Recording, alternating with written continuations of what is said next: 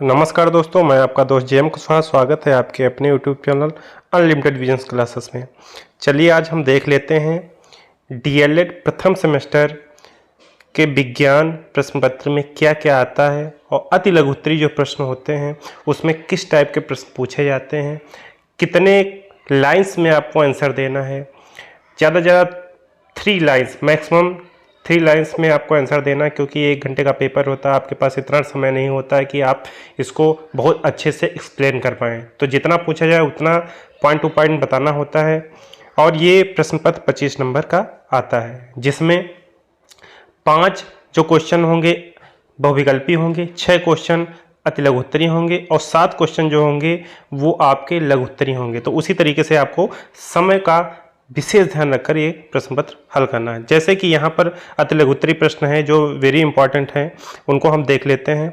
जैसे यहाँ पे दिया हुआ आर्द्रताग्राही जड़ें क्या हैं, आर्द्रताग्राही जड़ें क्या होती हैं। क्वेश्चन नंबर जो पहला है उसमें यही पूछा जा रहा है कि आर्द्रताग्राही जड़ें क्या होती हैं। ऐसी जड़ें, ठीक है, ऐसी जड़ें जो हवा में लटक कर अपने स्पंजी सिरों द्वारा जल वाष्प अवशोषित करके पौधों की जल पूर्ति करती हैं, इन्हें आर्द्रताग्राही या वायवीय जड़ें कहते हैं। जैसे आर्किड की जड़ें, जैसे आर्किड की जड़ें। ऐसी जड़ें जो हवा में लटकती रहती हैं और अपने उन्हीं स्पंजी जड़ों द्वारा वाष्प जल का अवशोषण कर लेती हैं, उन्हें हम वायवीय जड़ें या आर्द्रताग्राही जड़ें कहते हैं। नेक्स्ट क्वेश्चन क्या है? नेक्स्ट क्वेश्चन है कि श्वसन जड़ें किसे कहते हैं। श्वसन जड़ें किन पौधों में पाई जाती हैं? तो ये जो जड़ें होती हैं लवणोभिद पौधों में पाई जाती हैं, लवणोभिद पौधों में पाई जाती हैं। ठीक है, इसके बाद में चलते हैं नेक्स्ट क्वेश्चन। पत्तियां भोजन का निर्माण किस प्रकार करती हैं? पत्तियां जो हैं भोजन का निर्माण किस तरीके से करती हैं? पत्तियां सूर्य के प्रकाश में भोजन का निर्माण करती हैं, ये सबको पता है। प्रकाश संश्लेषण जो होता है उसी के दौरान भोजन का निर्माण होता है और पत्तियां ही भोजन का निर्माण करती हैं किसी भी पौधे में।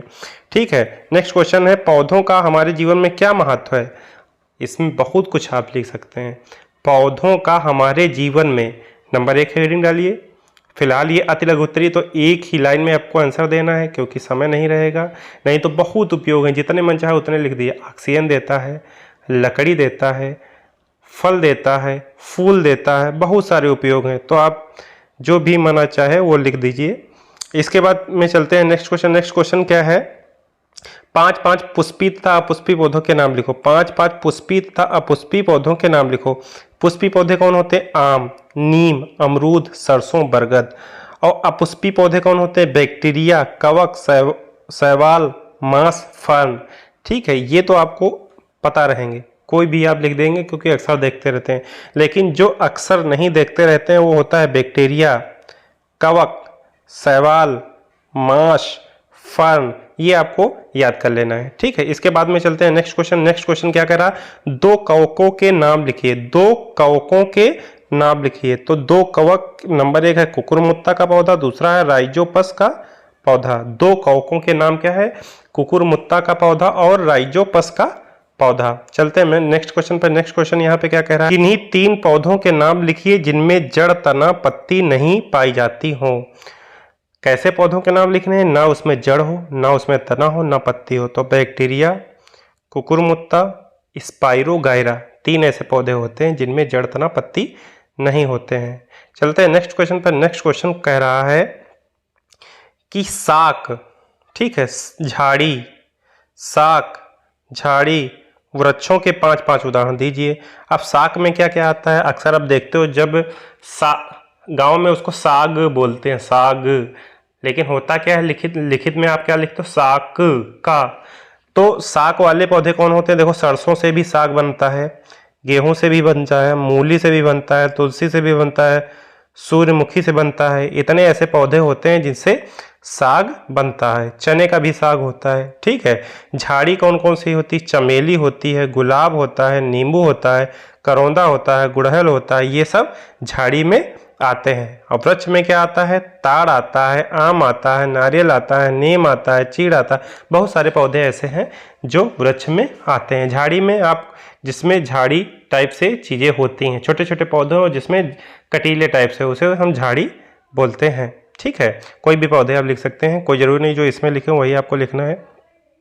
आप चलते हैं नेक्स्ट क्वेश्चन पर। नेक्स्ट क्वेश्चन लिखा किन्हीं दो बहुवर्षीय पौधों के नाम लिखो।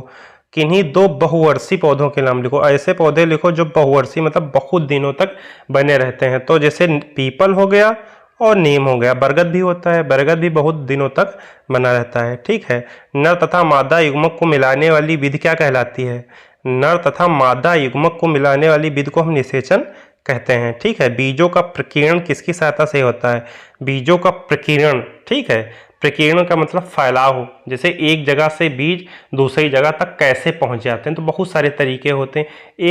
एक तो नंबर एक ये होता है हवा द्वारा। ठीक है, हवा द्वारा भी होता है, और जल, जैसे पानी बरसात हुई, बीज नीचे पड़े हैं, पेड़ के नीचे बह के दूसरी जगह चले गए। स्फुटन द्वारा चिटकते हैं, जैसे रण में क्या होता है, उसमें जो अंडी होती हैं वो जब पकती हैं तो बहुत तेज चिटकती हैं, चिटक के दूसरी जगह पहुंच जाती हैं, तो उसके द्वारा भी पहुंच जाती हैं।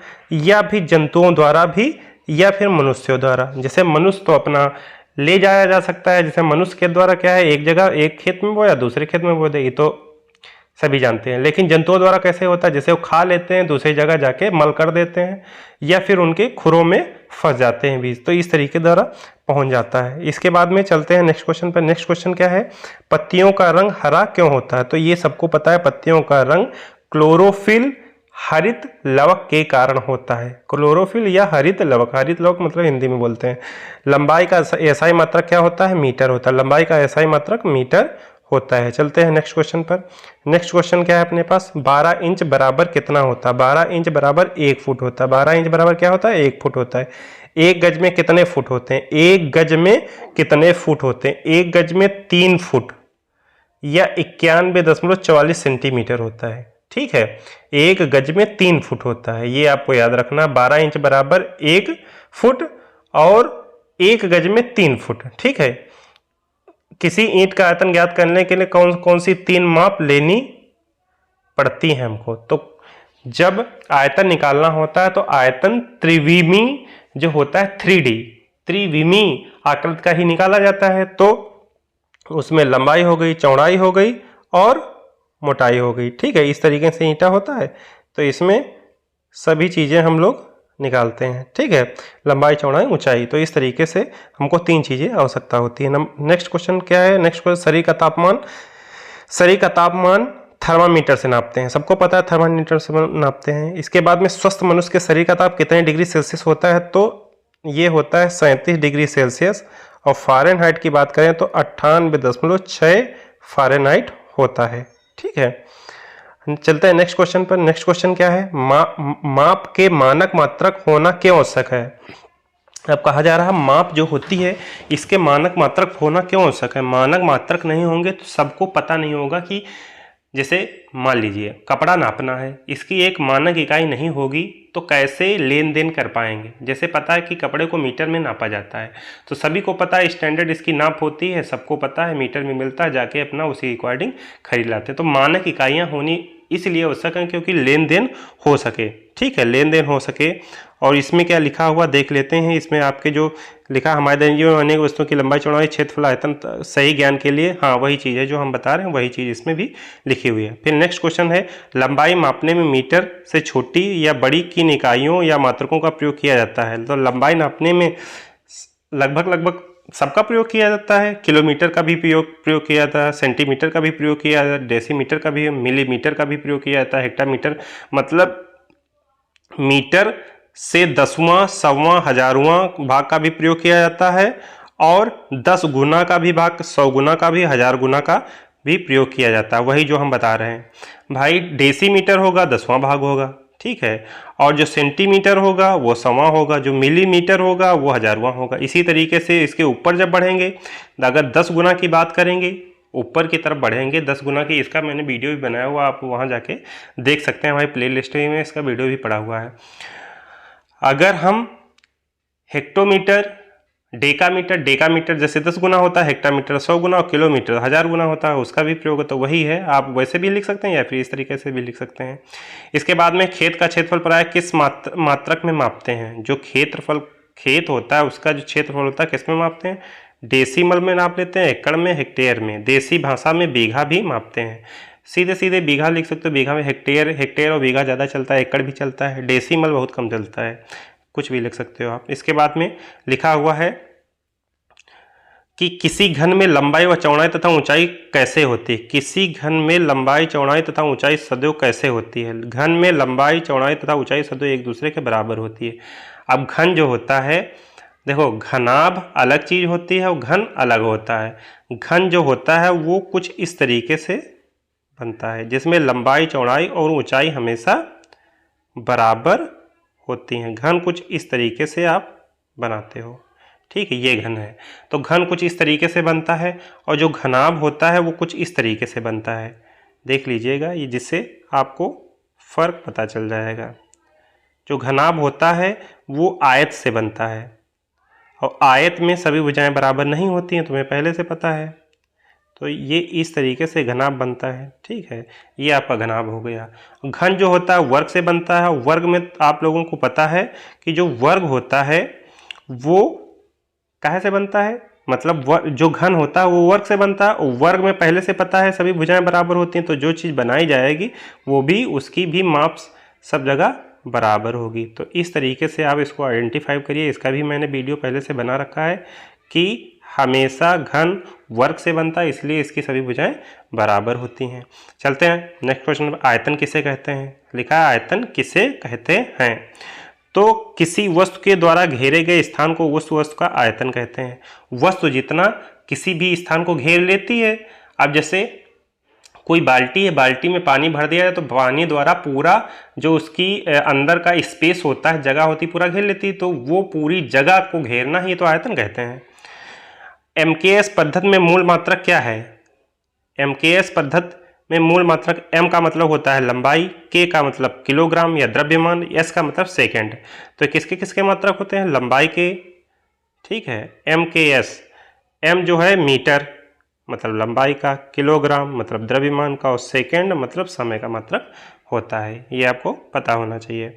गति के कितने प्रकार होते हैं। गति कई सारे प्रकार की होती है। एक रेखी गति होती है, ठीक है, गति जो होती है एक रेखी होती है। जैसे नंबर 1 इसमें रेखी ऐसे सीधे, ठीक है।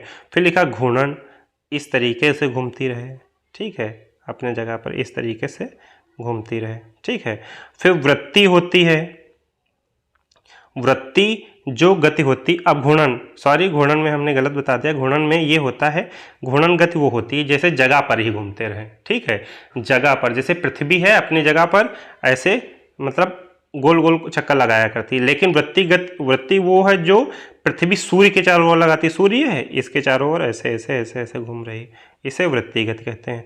और दोलन गति किसे कहते हैं। जो पेंडुलम होता है घड़ी में, वो पहले बीच में ऐसे टंगा, फिर इधर गया, फिर इधर गया, ठीक है, फिर इधर गया। तो इस तरीके से ये जो गति होती है पेंडुलम वाली, ऐसे हिलना, इसे कहते हैं दोलन गति, ठीक है।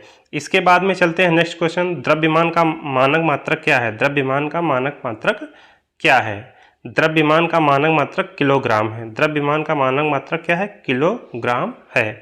तो इस तरीके से आप इन सारे क्वेश्चन को हल कर सकते हैं और अपने अकॉर्डिंग आंसर वहाँ पे लिखना है। रट्टा कुछ भी नहीं मारना है, क्योंकि रटने में आप भूल जाओगे, चीज़ें समझ नहीं पाओगे। तो बने रहिए हमारे साथ, हमारे चैनल को सब्सक्राइब कर लीजिए और ज़्यादा से ज़्यादा मित्रों में शेयर कर दीजिए। हमारा व्हाट्सअप ग्रुप, हमारे फेसबुक पेज और हमारे इंस्टाग्राम, साथ में हमारे इस चैनल को भी सब्सक्राइब कर लीजिए, जिससे आपको समय सभी चीज़ें मिलती रहें। धन्यवाद।